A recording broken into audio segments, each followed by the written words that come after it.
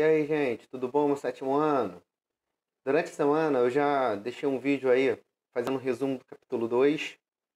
Hoje, para ajudar vocês, vou fazer um resumo e relembrar para vocês o capítulo um do nosso livro, que tem como título A Formação do Território Brasileiro, que ele vem começando a falar a origem do território brasileiro. Sabemos que 1500 é o ano que marca aí, de fato, a posse, vamos dizer assim, do Brasil por parte de Portugal. A gente percebe também que o Brasil era muito diferente do tamanho que o Brasil é hoje. Você pode estar observando isso até na página 8 do livro de vocês. A melhor, já aproveitando, peguem um livro aí para estar acompanhando. Passei essa matéria em sala de aula, mas vou resumir aqui. Vamos lá. Então, na página 8, você consegue observar o tamanho que o Brasil tinha, que era praticamente do Nordeste brasileiro até a região Sudeste, até o litoral ali de São Paulo, do estado de São Paulo. E o Brasil de 1500 a 1533 praticamente não teve nenhuma utilidade para Portugal. Era apenas usado para retirar aí o pau-brasil, tanto que essa exploração do pau-brasil foi tão intensa que deu a origem do nome do nosso país, Brasil. Mas ocupação de fato nenhuma. Isso começou a gerar uma preocupação ao longo do tempo por Portugal. Por quê? Porque outras nações, como França, Holanda e Inglaterra, começaram a vir para o Brasil para também pegar o pau-brasil. Ah, professor, era de Portugal, mas por que essas outras nações vinham? Porque não tinha nenhuma proteção. Para o indígena, que fazia essa troca, esse escambo de pau-brasil por outros produtos, não importavam se era português, espanhol, francês, não importava. Ele queria fazer essa troca. Então, Portugal, sabendo dessa pirataria cometida por outras nações, começou a se preocupar. E, mais um motivo, o comércio que Portugal tinha com a Índia caiu. Então, eles viram no Brasil, nessas terras aqui, uma possibilidade de melhorar suas condições econômicas. Para isso, eles criaram o sistema de capitanias hereditárias. As capitanias hereditárias seria, resumidamente, que as terras brasileiras seriam doadas aí para alguns nobres. Esses nobres, eles não seriam o dono da terra, mas sim o responsável por desenvolver economicamente aquela região. Por contrapartida, esse nobre responsável por desenvolver economicamente, ele lucraria com o que ele produzisse. Então ele poderia explorar, mas não seria o dono, mas o lucro seria dele. Qual a vantagem para Portugal nisso tudo? Que eles gastariam menos para colonizar dessa maneira. E, de fato, teria em terras brasileiras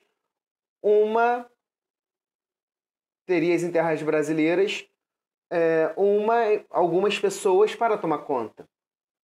E o Brasil ele foi dividido em 15 grandes capitanias hereditárias. Como o nome já diz, hereditário significa que passaria de pai para filho. O dono dessas terras, o responsável, melhor dizendo, por essas terras, seria um camarada chamado capitão donatário. Esse capitão donatário ele poderia emprestar parte de suas terras para outras pessoas que ele confiasse. Essas divisões de terra eram chamadas de seis-marias. E é lógico, isso aconteceu. Porém, tirando as capitanias de Pernambuco e São Vicente, todas as outras não prosperaram, por alguns motivos, como o tamanho das capitanias, que eram gigantescos, você pode estar acompanhando aí na página 8, você vai ver. O tamanho da capitania, a luta dos capitães donatários contra os indígenas, que os indígenas não aceitaram pacificamente essa ocupação.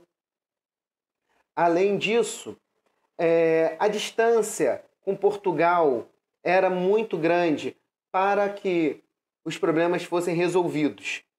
Então, por conta disso tudo, as capitanias hereditárias elas não prosperaram.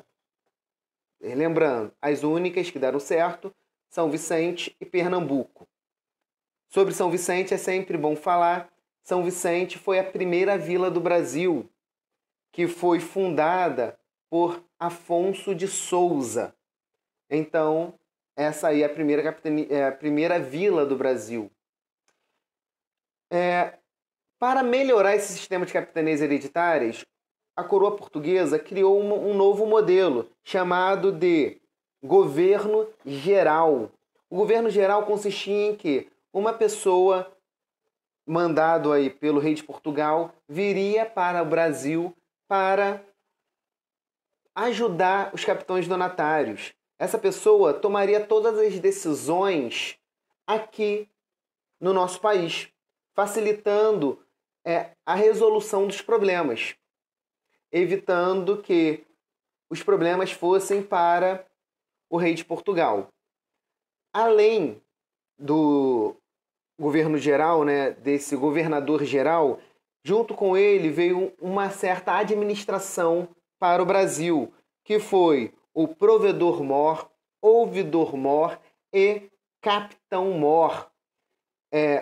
Provedor-mor, ele era o responsável pela jurisdição aqui, para julgar as pessoas. Ouvidor-mor, para criar as leis. E o capitão-mor, para proteger o nosso território. Então, veio toda uma comitiva junto com essa do governo geral. Tivemos, ao longo da nossa história, 3 governos gerais, que foi Tomé de Souza, depois Duarte da Costa, o segundo, e Mendes Sá, o terceiro. Depois do terceiro, de Mendes Sá, houve uma divisão entre 2 governadores gerais. Um administrando a parte norte, com sede na Bahia, em Salvador, e o segundo administrando a parte sul aqui do Rio de Janeiro, para facilitar essa divisão. Lembrando, Tomé de Souza, que foi o nosso primeiro governador-geral, ele colocou a cidade de Salvador, na Bahia, como a capital do Brasil. Então, Salvador, ela foi a primeira capital do Brasil. Só no século XVIII que Rio de Janeiro vai se tornar capital do Brasil, e só no século XX, em 1964, com a construção de Brasília, ela se torna a capital do Brasil. Então, a nossa atual capital, Brasília, é a terceira capital do Brasil, em ordem. Em 1808, por uma série de problemas em Portugal, que não vamos entrar aqui, a família real vem para o Brasil e começa o momento conhecido como Sistema Imperial Monárquico. Esse sistema ele é caracterizado pela vinda da família real, e o Brasil começa a ser a sede da família real, que ela não poderia estar em Portugal nesse momento. Porém, esse sistema vai de 1808 a 1822, que um ano antes a família real volta para Portugal e deixa aqui o príncipe herdeiro Dom Pedro. O príncipe herdeiro, aí, por uma série de problemas que vamos ter, ele, em 1822, ele proclama a independência do Brasil. Porém, o Brasil ele ainda não é uma democracia, e sim um império. Tanto que Dom Pedro I é o primeiro imperador do Brasil. O que caracteriza esse momento? a Constituição de 1824, em que vamos ter 4 poderes. Poder executivo, que temos até hoje, né, que é exercido aí de executar as leis. O legislativo, que é os juízes, que julga as leis. O judiciário, desculpa, vamos lá, de novo. O judiciário, que é o juiz que julgam as leis. O legislativo, que cria as leis. O executivo, que executa as leis. Além desses 3, na Constituição de 1824, vamos ter o poder moderador, que é um poder do imperador, que poderia influenciar em todas os outros poderes. Ou seja, o Brasil, império, o poder do rei, o poder do imperador, o poder de Dom Pedro era absoluto. Esse poder, esse Brasil império, ele vai ter 2 fases, vamos assim dizer, que é a fase de Dom Pedro I e Dom Pedro II, que é o nosso segundo e último imperador. Porque em 1889 é proclamado a República no Brasil. Quem faz isso? Os militares. É um golpe militar. Então, Deodoro da Fonseca, ele lidera e proclama a República do Brasil, que vivemos até hoje. É lógico, vamos ter fases aí diferentes, desde 1889 até hoje, mas vamos viver esse momento da República. No cenário 3 também, a partir da página 13, vamos começar a falar sobre as questões do Brasil, que é algumas lutas e brigas judiciais e militares que fez com que o Brasil tenha o tamanho que tem hoje. Por exemplo, questão do Acre, o momento histórico e o confronto que fez com que o Brasil comprasse o Acre. Ele anexa o Acre em nossas terras em 1903, através do Tratado de Petrópolis, em que o Brasil compra da Bolívia essa parte do Acre. E aí vamos ter outras questões de Palmas, questão do Pirará, e assim vai. E depois vamos falar um pouquinho sobre as regionalizações do Brasil, que começa, o primeiro estudo sobre, de fato, o território brasileiro, ele começa em 1937, que é publicado em 1938, a mando de Getúlio Vargas. O Brasil, nesse momento, ele é dividido em 5 áreas: Brasil setentrional, Nordeste Oriental, Oriental, Meridional e Central. Ele vai levar essas características o quê? As questões ambientais e climáticas e culturais de cada região. E ao longo do tempo vão mexendo nessas questões. Por exemplo, na década de 1950, o Brasil já é dividido em Norte, Nordeste, Leste, Sul e Centro-Oeste.